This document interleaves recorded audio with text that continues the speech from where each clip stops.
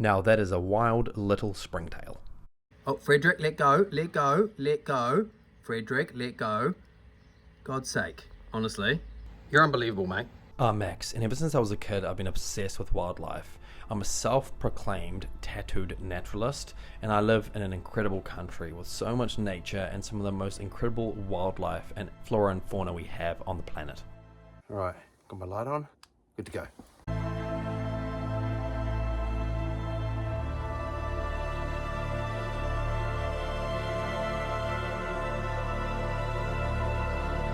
I need wild springtails ASAP for a terrarium that I'm building, and it's going to be epic.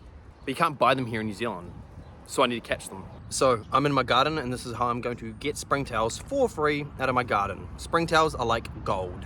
You see, with a few key ingredients, it's very easy to capture wild springtails. You need activated charcoal, granules, you need a little cup, essentially, to put the granules in, just so you can sprinkle that a little bit easier in the areas that you're going to sprinkle it in. You're going to need some water, maybe a mister or a sprayer. There is some method to the madness. I'm going to find a deep, dark, damp place. I'm going to add my charcoal granules. I'm going to spray it and make it nice and moist and damp. I'm going to put some leaves over it. I'm going to put that log back. But what do I keep them in? Springtails aren't complicated. They just need a plastic tub. Plastic Tupperware with holes. You need ventilation, you need airflow, because springtails can die. They can grow mold, excessive mold that will kill them. So just plastic Tupperware, a couple holes. Now, there's two approaches I'm going to show you that you can take with these cultures. You can do the soil option, or you can do the charcoal option. So I'm just currently getting the soil option ready, and then I'll also show you how to do the charcoal option. Now, do you remember when I put that activated charcoal under that log? Well, you give it about 24 to 48 hours, and then you go back and you can collect your springtails. They will be there, it's inevitable. Now, what I'm doing here is basically I'm getting a nice small spoon. I'm collecting those activated charcoal areas with the spoon and putting them in this tub, and we're gonna go see what we've got. Now, I learned how to do this myself just from a lot of research and a lot of video watching. I'm a huge advocate for continuous improvement.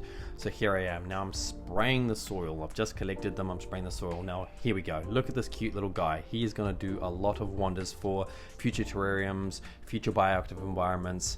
Now, let's take a closer look. Now what you're going to see in front of you is two cultures, a soil and a charcoal. The charcoal culture on the left. Now here's the pros and cons. Charcoal is super quick, super easy. You can establish cultures pretty quickly. The soil culture is going to take more time. Now the benefits for each, the charcoal, like I said, super quick, super easy. But con for the charcoal is that they don't establish as well. They don't have as much nutrients. You need to feed them more regularly, and you need to clean them more regularly. The soil cultures are a little bit better. They last longer. They take longer to cultivate, but they've got more nutrient opportunities. They'll dig tunnels. They'll get more nutrients from the soil itself. But for charcoal, super clean, super sterile. When you know it's got enough moisture, you'll hear that crackling in your ears, and that's your soil culture. Now you obviously want about almost an inch, maybe half an inch of charcoal, but here they are. These are the guys I collected from my garden. They're rattling around. Now if you don't collect enough springtails your first time round, the first 24-48 hours, well then rinse and repeat. And it's also good to use different areas of your garden. For example, some areas might be darker and more damper and have more springtails available, but otherwise you can rinse and repeat on the same area. This is the soil culture. I'm almost completing it. So dead leaves or old leaves, this is going to be their food source. That's the difference, right? With activated charcoal environments, you need to give them rice, you need to give them fungi, but this is perfect for a soil culture. And as you can see,